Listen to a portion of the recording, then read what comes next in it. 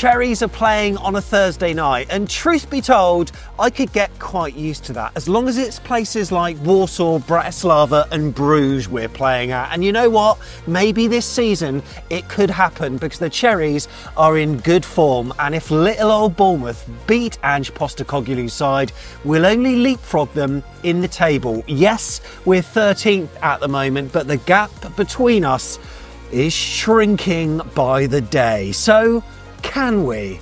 Ange Postecoglou, he's going to have a say in that. Welcome to the Back of the Net big match preview. My name's Sam Davis. My name's Tom Jordan. It's an 8:15 p.m. kickoff at the Vitality. The game is being shown live on Amazon Prime, and it could be one hell of a game at Dean Court. And it's a good chance for us, of course, maybe, to welcome back Dom Solanke. So no doubt later in the show we'll be talking about him.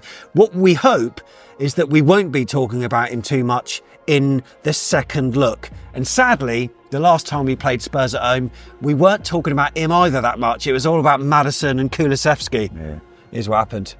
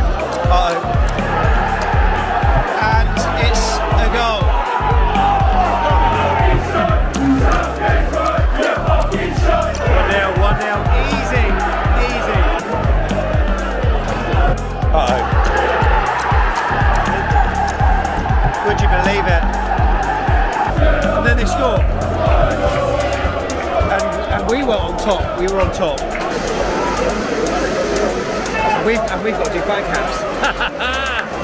That might not happen. Oh, yeah. 2-0 loss, Tom, on a weird day at Dean Court. It started really sunny, then it started slashing it down, as you can tell by the picture. And it was a game that was early on in the Iraola reign, but also for Ange Postecoglou. I think that was our third game in at the time. Yeah, something like that. And they started really well under Ange, didn't they? Obviously, we had a tougher time to getting used to the way Andoni played. And yeah, I remember the game thinking it maybe flattered us a little bit. They were in control from start to finish, and Maddison was exceptional on the day. I remember thinking he was one of the best I saw live, actually, at Dean Court. So yeah, they were a lot better than us at that point. Now I like to think it's closer, but you know, they've got stronger as well, I think, in certain areas, so it should be an exciting game. And Spurs' run at the time was pretty good. I think it was 8 or 9 games where they led the table, but then it all unravelled. I remember on the Jaffin podcast, Flav was slightly getting ahead of himself. Yeah, they just never learn, do they? Tottenham, no. Tottenham will always be Tottenham.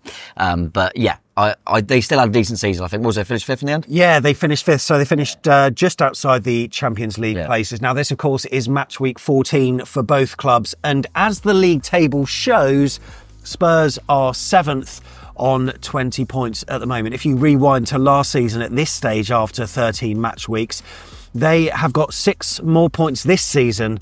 Last season, they were in 5th. Bournemouth at the moment, as you can see, if you're watching on YouTube, they sit in 13th on 18 points. Last season at this stage, we were 16th with just 12 points. So 12 points. We've got better. Yeah, but even if we were like that, we'd still be above a few, wouldn't we? A few notable teams. Big time. But you may have seen from those little splodges of green, grey and red on the table there that Spurs and Bournemouth in their last 6 games have got the same amount of points, 10 from the last 18. So our form is almost identical. Can I throw in a really early curveball of a stat, mate? Yeah, go on. Well, obviously, next season, because we'll be in Europe, we'll be playing probably on Thursday nights quite a bit. Maybe Tuesday, Wednesdays, who knows? If Iraola wants to get Champions League, that's fine by me. But Bournemouth are unbeaten in all 4 of their Premier League games played on a Thursday. I love that stat. Winning 1 and drawing 3. Only Blackburn, playing 6 on a Thursday, have played more on that day without ever losing in the competition. And look, it gets better for us because Spurs have lost 4 of their last 5 Premier League games played on a Thursday as well. Lovely stuff. Love a little stat like that. So look, things are looking good for us. But look, we're 2 points apart in the table, but Spurs have had more games to contend with. They're still in the League Cup. They got Man United in the quarter-finals, which will be an interesting game. That's at the Tottenham Hotspur Stadium, but also in Europe at the moment as well. So the squad is being stretched more. We'll go through their injuries later as well, because I think that's one of their key complaints at the moment, not having everyone fit and available. But despite that, you think... Well, I would say so from looking at their results. They probably should be doing better than what they are. And a bit like us, albeit maybe on a different level with different expectations. Inconsistency is the key word. How can you beat Man City 4-0? How can you beat Villa 4-1 and then be dropping points home against Ipswich, which they lost, and then more recently against Fulham? They've almost got the same issues that we have, albeit they're maybe in a more negative place. Yeah, I think we'll, as you said, we'll probably touch on it when we talk about some of the injuries, because I think the way they play, which is similar to us, and very offensive, and they'll cause teams problems, but you're going to get caught now and again. And if you lose some of your defenders, that's going to, if you took out our two centre-halves, we'd probably be leaking more goals. So we'll obviously get onto that, mate. I think that's been a big issue for them, and also the goalkeeper as well. So they've lost a bit there, and they're maybe just trying to manage through that a little bit. But yeah, I always think that from a neutral's perspective, you said you just want to watch a good game of football and Bournemouth ain't playing and you've got to pick a Prem team. I probably would pick Tottenham because I know it's going to be exciting and I don't know which way it's going to go. Yeah. Because they could get caught and get battered, but they could hammer another team. I watched them in the Europa, I think it was Roma not long ago. That might have even been last week, I think. Yeah, but it was just so you just didn't know. 1 minute you're thinking Roma are killing them here, and then Tottenham scored, and you just didn't know what was going to happen. And it's so it's always exciting. So, and I would say a lot of Bournemouth fans, if Tottenham fans aren't aware, would probably describe us as quite similar.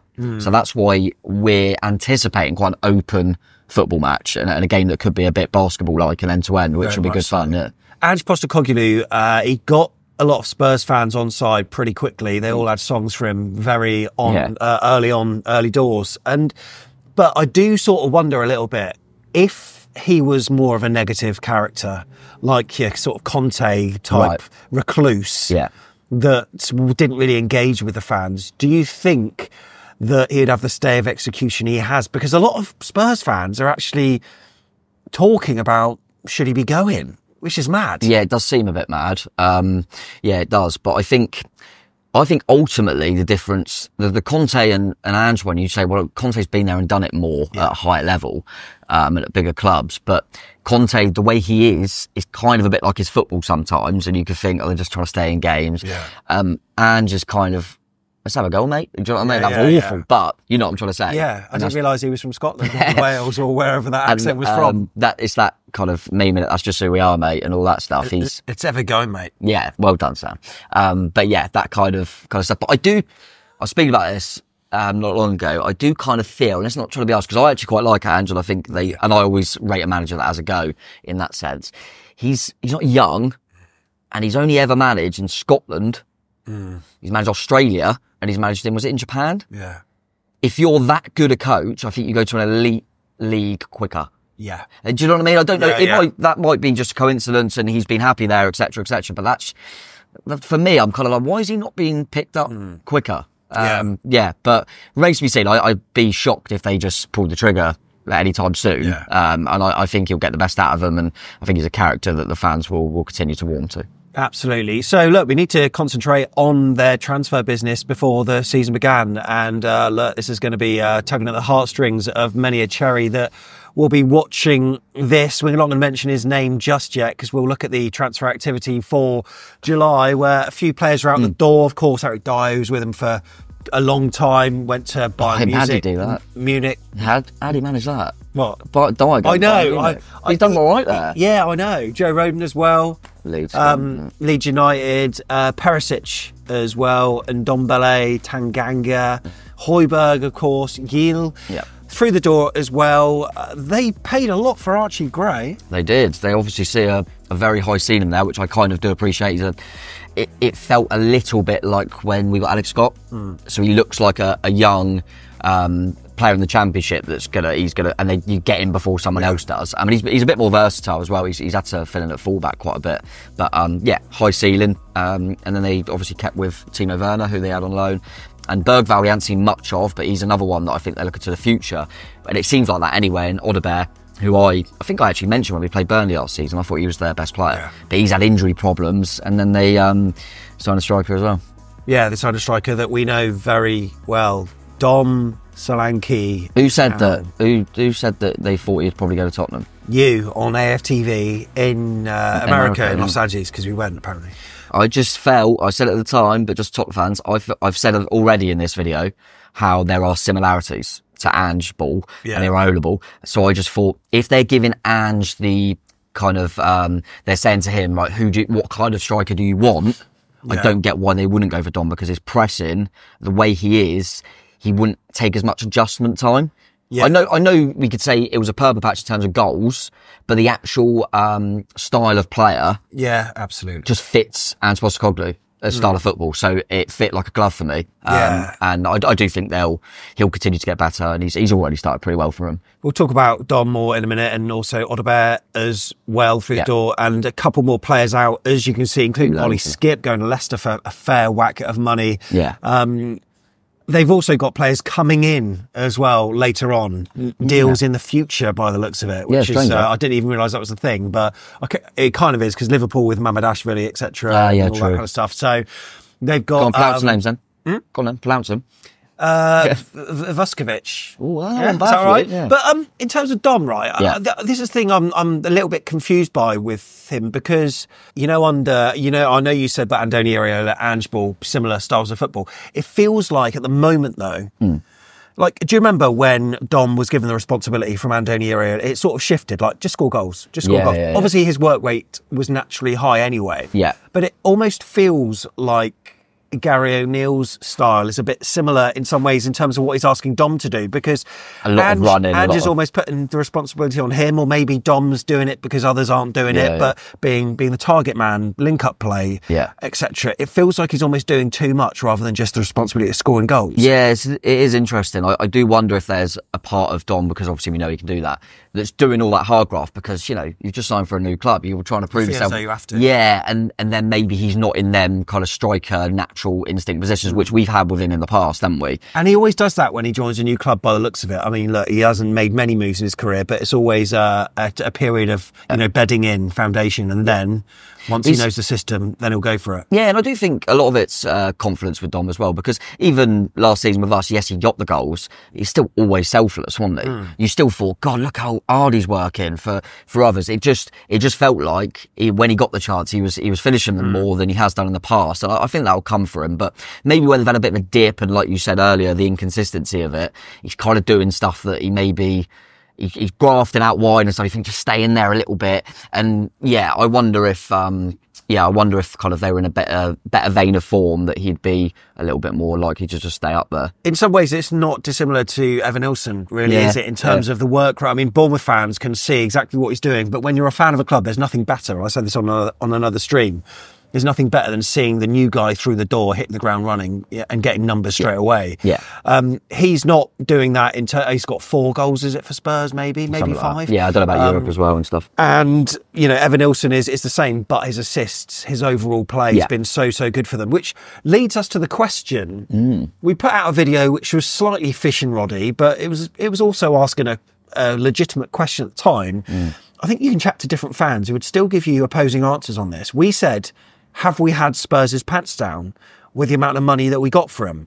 I think that you could chat to some Spurs fans and be like, no, I don't think we have had it, but then some will be like, yeah, absolutely, they've had our pants down. I don't think, and you've got to remember, this is no disrespect to Spurs. We always say it with Bournemouth and that. You can see how much a player's worth, but that doesn't mean you're just going to get him, because a better team might come in. So the Spurs don't get, in my opinion, a striker that suits their style of play and is available for that sort of money, that wants to go to Spurs and play for Spurs. They don't get a better one than Dom Solanke. Equally, I don't think, he only had another year left with us, we weren't going to do any better. So I think it was one of them best for all parties. The deciding factor, if it was good for us, was, are we going to be able to replace him well enough? We feel in the early stages we've done quite well.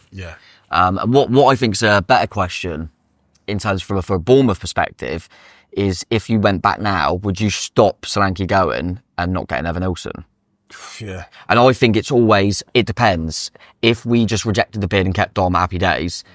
But I probably would go, well, no, because then we'd probably lose him for nothing. And he's going to go at some point. If you said he signs a 5-year deal, it might, because I did love Dom, but and Evan Nilsson we're still waiting to see, but we are happy with him. I believe that Tottenham are quite happy with Dom. Yeah, and I think both players will go in a similar direction in terms of we'll just get better and better and goals will come. But they're both very selfless strikers. Yeah. And that's why both teams have goals from so many other areas, because their striker does so much of that other stuff that maybe other teams don't notice as much. So let's check out their results then for the past, I don't know, month or so. And what a good win against Aston Villa. But again, I'm sort of looking at it now thinking, well, with Villa the way they are, was it that good? Man City, was it that good? Well, Villa were really good. And then who played them? Who was it? Someone went there and scored a last-minute equaliser. Not sure who that was. But yeah, once that happened, Villa hadn't won a game, but good to see Mings back. But yeah, I watched that game. Tottenham were really on it. Villa were off it, and that seems to be a lot from Villa at the moment. But yeah, Tottenham still a bloody good win, mate. They scored 4 against Villa. Yeah. The Galatasaray game was great fun to watch, but unfortunately for Tottenham, they got on the wrong end of it, 3-2. That was a proper. They were not really. No, it didn't matter, did it for them? It doesn't really, because of the way the format is now, they're going to be fine. But it was an exciting game. Yeah, so they could put all their resources into the next home game against Ipswich Town. Yeah, but that was so Tottenham, though. That's so Tottenham. Because you just thought, right, now Tottenham will kick on, and they've just beaten Villa, and they lost that to Ipswich. I mean, credit to Ipswich, but yeah, mad. So then you think, well, they're never going to go to City and win. Score 4.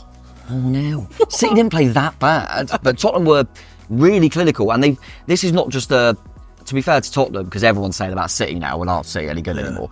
But Tottenham always beat City. Always. It's mad. And yeah, I mentioned the Roma game, which was a cracking game. Fulham one I didn't watch, but obviously seen highlights and stuff. And once you take the lead at home to a team like Fulham, which is probably similar to ourselves, that kind of middle-y kind of bit, I feel like Tottenham can't quite just see it out. They need a second. They never feel like they can just see it out 1-0. And Fulham went down to 10 men. Yeah, then Fulham went down to 10. And that was a Dom Solanke-less Spurs, wasn't it? Because he was out with some kind of virus. Yeah. Which you never know, may affect Tom's team selection, maybe. But yeah, and that obviously, and maybe, to be fair, that did affect them as well, getting that second goal. But it felt like Tottenham were quite comfy, and you're going, Fulham going to score. It does feel a bit like that. I'm sure Tottenham fans will resonate with that. But still, it's not the worst point in the world. Fulham having a decent season. So in terms, you may have noticed this from just looking at some of their previous results, if you've seen them, each of Spurs' last 5 Premier League away wins have been 0-0. That includes, of course, that 4-0 at Manchester City. And they've only failed to score, right, this is a stat that doesn't bode well, they've only failed to score in one of their last 24 Premier League games outside of London. And that was a 4-0 loss at Newcastle United. Yeah, but Newcastle have got a manager that also managed Bournemouth, so we can just spin that narrative and go, so that means they only fail to score when they're playing against someone that's got a Bournemouth manager. I think both teams have got a habit of not sort of keeping a clean sheet, though, a fair bit. Yeah. And I know it said that Spurs have won a lot of their games 0-0, but I just sense that there are going to be goals for both teams in this one. And it's always been a fixture that has been littered with goals, mainly for Spurs in our head-to-head as we're looking at it on screen. In all our home games against Spurs, Bournemouth have won that one game. You remember it, don't you? Drawn 2 and lost 4 in all competitions. Bournemouth have won 3, drawn 2, lost 10. And if you're picking out favourite wins, mate, against Spurs, I mean, yes, that 1-0 was good. Yeah, was that last home game as well? Yeah, we were against 9 men. Yeah, I think it was Juan Foyt and Son. I think Lerma got him sent off. But the 3-2 win at Spurs with Dan Guattara, and he was assisted by Dom Solanke, of course. So. And Dan Juma scored for them. It was ex-Bournemouth, weird, isn't it? But yeah, it was that was Gary O'Neill's best win for Bournemouth. Easily Gary O'Neill's. Unbelievable game that was. I mean, Tottenham fans would go, how the hell did they ruin that? But that was a cracker for us, obviously. And yeah, that home one was a weird one because we were down to 9 men and we still only it was Ake, wasn't it? Yeah. Do you know who played centre-half of Ake that day? Who? Jack Simpson. So we didn't have a great side then, but I don't think Tottenham were in a great place. But yeah, we have always struggled with Tottenham. I remember going to the old, obviously, White Hart Lane, Wembley. We played. We always lose there, but so that one recently was special. Spurs have won 10 of their 14 Premier League games against Bournemouth. Of the sides they faced at least 10 times in the competition, only against Swansea have they got a higher win rate, and that is 79%. And look, Spurs average 2.5 goals per game in the Premier League against Bournemouth, 35 goals in 14 games, the highest rate against any side they've faced at least 10 times in the competition. The stats don't bode well, but I think we can still do this. Did the stats bode well against Arsenal? No. Did the stats bode well against Man City? No. All right, carry on. We're at the QP, as you can see, the home of AFCB supporters on a match day. And look, this room that we're in is called the courtroom, and it's yours. Not only on a match day, but if you're a subscriber to Back of the Net, if you ever want to hire this venue, this room, then get in touch. All the contact details are below, because you can hire the room for free, whether it's some kind of meeting, event, talk, reception, whatever it is. Then get in touch with Joe at the QP, because it can be yours. There's no raffle for this week, so there's no chance to win, because ultimately it's an 8:15 kickoff. Course, yeah. You can still come back here for last orders if you are quick. However, there will be no raffle for that first and second prize of cash, but it's a good place to come, and you're going to be here, aren't you, before the game, of course? Yeah, I'll probably spend a few hours in there before the game, and then probably a few after as well to celebrate the win. So yeah, look forward to it. I'm sure I'll see plenty down there. It's been good in there before and after matches recently. So yeah, get on down. If you're brand new to the channel, you can do us a couple of favours, please. Click the like button. Click the little bell, and a big fat subscribe button is the main one to click, so make sure you do that, because there'll be loads of stuff, mate. There'll be fan reaction straight after the game. Yeah, there'll be a vlog first thing Friday. Oh god, yeah, because we've got a lot to do. And then it's the we'll obviously talk about the game in the second look. Yeah, that'll be out like Friday evening. Yeah, because then we got to do a preview for Ipswich on Sunday. So good fun. Good fun, can't wait. We miss these when it's like an international, so we'll enjoy it. We'll enjoy a couple of games back to back. Embrace it. And I'm going to be going to this one, so fingers crossed. Are we bringing all the vibes? Yeah. Fingers crossed. Right, as for team news then, Andoni Iraola had his presser literally like as we've been recording. So do we know what's happening with like Lewis Cook? Is he going to be available, do you know? So what it sounds like is he's all right, but I'd be surprised if he could play both. So he'll probably look at the game. Right. So you'll see what I think, which game he'll play in. I think he'll start in one and not the other. Okay. So we'll see if it's this one. I think apart from that, we're kind of, as well, obviously Semenyo's come back from his suspension, which is a good boost. Yeah. But yeah, apart from that, we're kind of the usuals. Alex Scott, we don't really have any update on Cini, which is frustrating. We know Scott's out for a fair period, and same with Araujo, but we haven't really heard much of an update on Cini, have we? And yeah, so hopefully he'll be back available in some capacity soon. But yeah, as I say, hopefully if we can get Semenyo and Cook back available, then that feels, because we had two youth players, didn't we, on the bench, so that can just kind of switch them up and we'll look a lot stronger. Yeah, it'd be nice to have some sort of more impactful players on the bench. As for Spurs, now we know that Dom Solanke missed the game against Fulham due to illness. Of course, Vicario was out injured as well, and Richarlison. I mean, look at if you're watching on YouTube, there's a whole, I think 8 or 9 of them. Some of them might be back. Bentancur, of course. Van der Ven has been a huge miss for them. More youngster. Romero, what's the situation with him? It sounds like he's going to be unlikely again. But I didn't actually specifically say, because he was like, oh, we could have made the last game, didn't, so I thought he's bound to be back.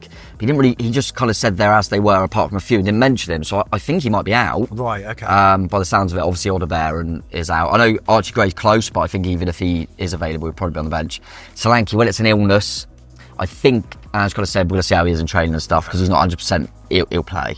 I think he'll play this one and see how he recovers for the weekend. But Romero doesn't sound as sure. And I mentioned it earlier in the show that I would dip into it a little bit in terms of, you know, how they're being at the moment. If you lose Romero and Van der Ven, who's a good partnership, you lose a pair of them. There's no disrespect to the players coming in, but that's going to take a lot out of you. Two big centre-halves who are both good centre-halves in different ways. So I think that's hurt them a lot. And I think a big advantage for us that I don't think many people have spoken about is Bentancur's suspension. Yeah. I remember him a few seasons ago coming on and changing the game and scoring at the end when they beat us 3-2. And every time I watch him, I just think he allows... Kiefer Moore scored a brace. Oh my God. He's one of them players that allows your Madisons and that to kind of just go and play, because he's a very good player, underrated, I think. So that's a bonus for us, him and Van der Ven in particular being out. So what stars do we need to look out? What stars do Spurs fans need to look at? I mean, we got a couple, and both of which were unbelievable against Wolves. Evan-Nilsson and Cliver, I suppose, are the main men to look out for. Evan-Nilsson has won more fouls than any other Bournemouth player in the Premier League this season with 23. Last time out against Wolves, of course. He became the first player in Premier League history to win 3 penalties in a single match. And of course, Justin Cliver as well. He's been involved in 6 goals in his last 6 Premier League appearances, 5 goals and an assist, becoming the first player in the competition history, as we know, to get a hat-trick of pens. Is he our top goal scorer now? 5, yeah. And also they need to they'll be aware of Antoine Semenyo, and he's had a little rest. So Semenyo with a rest. Oh, so all his goals have been from the spot? No, Clive got one off the one on the spot, I believe. Yeah, because he got the penalty. But we've had 5 pens this season, right? Yeah, but we missed one. Of course, yeah, of course. He got one that won the pen. Oh, bloody hell, that's annoying me now. I'm trying to think of the game that he tapped one in. Oh, it was at home. Tap one in? He scored. What, North Stand, South Stand? Nah, yeah, 10 Mac. Oh, I can't remember the bloody goal. You let us know in the comments and we would have already Googled it. Let us know in the comments. But yeah, he scored the rest from the spot. Spurs player to watch? Dom? Yeah. Brennan Johnson, maybe? Brennan Johnson's a weird one. Really weird player. His numbers make him look better this season a little bit, but I still don't overly rate him. It's so weird because I don't want to jinx it, so I don't want to be too, but joking aside, I think that his numbers are incredible and he always seems to score. And he's always involved in goals. You think, bloody hell. And then every time I watch him, I think, God, he's rubbish. I can't work it out. No. Really weird. I don't know if Tottenham fans agree, but I always think he ain't good enough. But then if you back out the numbers, that's always going to get you in the team. So he's still one to watch because he's obviously a threat in them key moments. Maddison, obviously, beautiful player to watch. We all know about Dom. I think if he starts, I think Kulusevski's quite a clever footballer.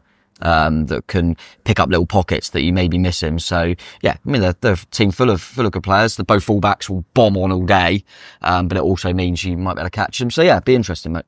Okay, I feel as though we need a jingle for this bit. Played for both, played for both, played for both, played for both. I don't know. We'll try to get one sorted. Right, I've got some initials for you. Oh God, you've done the initial one, yeah. Played for both. A goalkeeper. Maybe you don't need the initials. DB. Is it David Button? Yeah. I didn't even know that. Okay, there's another GK. Yeah, that's all I knew. Swan Jalal. JD. Jermaine Defoe. Yeah. AS. Alan Smith. Yeah. DA. Darren Anderton. DS. Dom Solanke. LB. LB. Hang on. LB. LB. I don't know how much he played for him. The sort of position? I think he played up front in one of our first Premier League games under Paul Groves away at Portsmouth and scored. Lee Barnard? Yeah. Did he play for him? I didn't know that. He did. Yeah, Lee Barnard. JR. Oh, Jamie Redknapp. Yeah, Jamie Redknapp. Spot on. RF. Ryan Fredericks. Harry Redknapp really rates him. Yeah. CCV. Yeah. Cameron Carl Vickers, yeah. AD. Oh, now Dan Juma. Hey, mate, this is good. DD. Oh, DD. DD. DD. Even I can't remember, and I put this together. It sure was it DD. DD, yeah. So you can't even remember who it is? No, I can't even remember who it is. DD. Hang on. I cannot remember who it is. Oh yeah, I can. I can remember who it is. Oh, Dickie Dowsett. Dickie Dowsett. I didn't know that, but yeah. He actually played for Spurs as well. SR. Steve Robinson. Very good from you. That NB. We've mentioned him a couple of times recently. Have we? Yeah. What did he play? Position? Defender, was it? Nathan. Oh, Nathan Byrne. Yeah. Oh, I didn't know he was there. Yeah, because he was at Wolves, wasn't he? Yeah, Nathan Byrne. Also, I've got one. What? You haven't put him in. Who? There might be a few. No, there's only one you haven't put in. Who? Neil Young. I did have that. Did have that. Neil Young, because he never... What? Charlie Daniels, the shirt over there. He made it through their youth. Have we not got that on there? No, oh, yeah, Neil Young. Yeah, he's there. Oh, Neil Young, sorry. he's there. Right. Can you name me a manager that we've had that's played for them? Redknapp, did he play for them? No, he's No. managed. Oh, he managed both. Yeah, he managed both. A manager for us that played for them. Kevin Bond, did he play for them? No, I got 2. You got 2? Gary O'Neill, did he play for them? No. I'm trying to think here. Who have we had? Pretty recent. Oh, bloody hell. Jonathan Woodgate. And... Scott Parker. Yeah. I like to kind of forget them a little bit, that period. No, I forget about that. And I think Jonathan Woodgate was the last player to score when they won a trophy.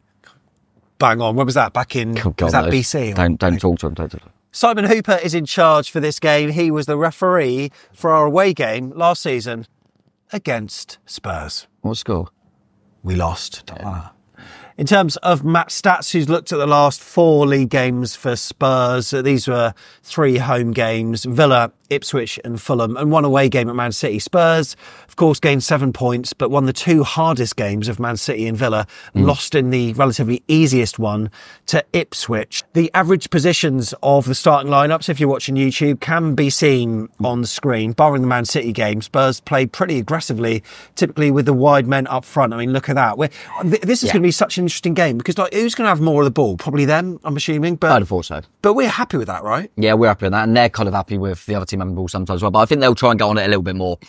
Players like Maddison and that will try and dictate it if they can. But yeah, them wide forwards, we haven't even spoken really about Son on the other side, who's always a threat, isn't he? And whether it's Johnson, Werner, you got pacey players, very similar in a lot of areas of the pitch. They would obviously say, and I'm sure the value of the players and that would say that they're just a level above. Yeah. But yeah, we're in a good place, and we're doing well against teams that are supposedly a level above. So exactly, Spurs have had more goal attempts per game and more big chances comparing the last 4, and they've scored 1 more than AFC Bournemouth in those games. But they've conceded more chances and 6 more big chances, but have let in less goals as the opposition haven't converted the chances. There does look to be an error in the Spurs team though, with 3 errors leading to chances compared with AFC Bournemouth's none. So let's do the teams then. And of course, look, this is a weird one because we've got to think of not only this game, but Ipswich just as around the corner, and only trying to manage players' fatigue and stuff. So let's see what you're thinking for AFC Bournemouth then, mate, because I don't know, I've got a feeling you're going to throw in a curveball of some kind. Yeah, I think I might a little bit. I'm going to obviously continue with Kepa in goal. Right. Smith will be right back, I'm sure. That's another one, though. It wouldn't, obviously, we're not doing this preview, but it wouldn't shock me if Aaron starts at the weekend. I just think they'll try and manage players, and Smith's one of the older players. Yeah.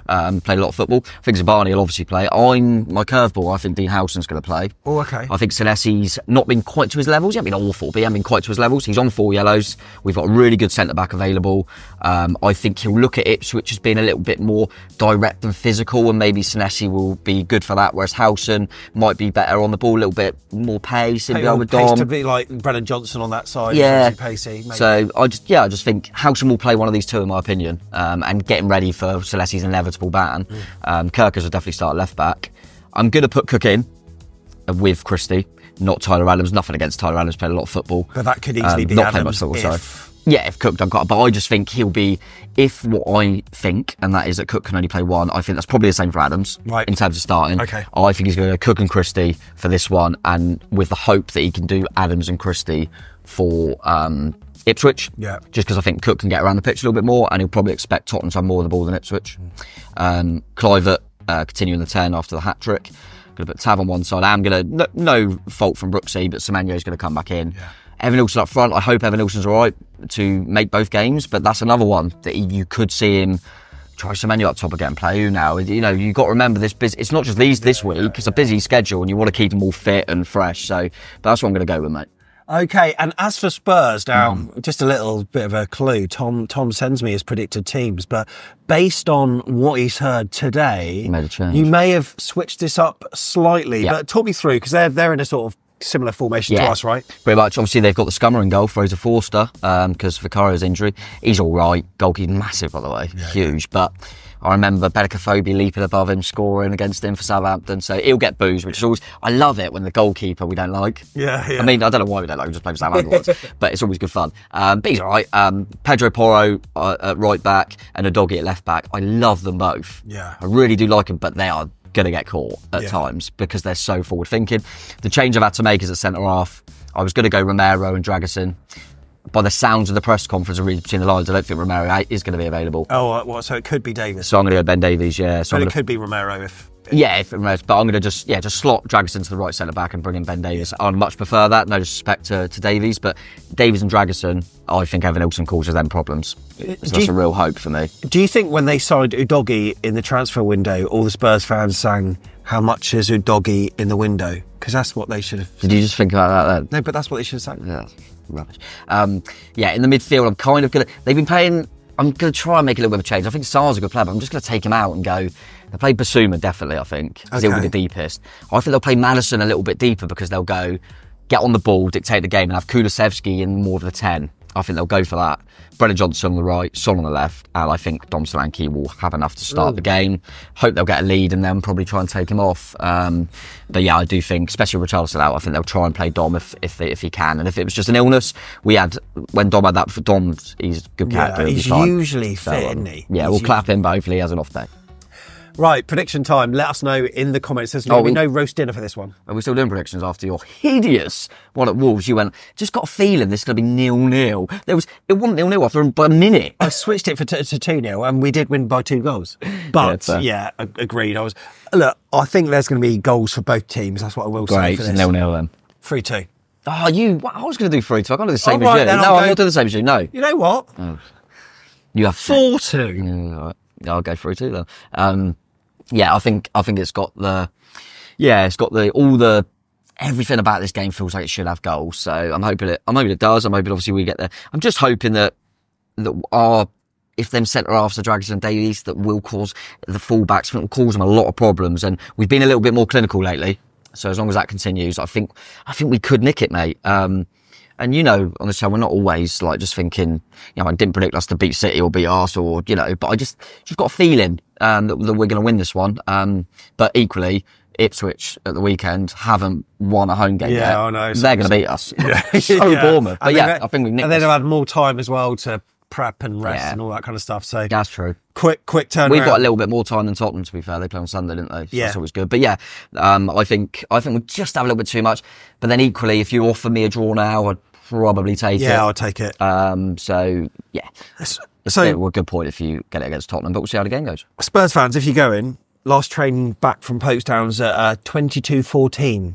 So that probably means you need to leave the stadium about 15 minutes before the end. Oh, and then you might be able to get it. The Premier League, man, what are they doing? Amazon Prime. I genuinely think there should be some kind of, like, broadcasters. If they're going to change it, they need to put on some assurances for putting on liaise with the bloody trains. Yeah, and they should pay South Western Railway to put on a train service. So yeah, unlucky about getting back, but maybe we'll be 4-0 up by then, and you can just go home after 60 anyway. So should be all right. But look, those are our predictions. We want to know yours, and look, we're looking forward to seeing you at Dean Court on Thursday night, where Cherries are always unbeaten. Can we do it again? Up the chairs, come on. Dickie Dowsett. How was I going to get Dickie Dowsett?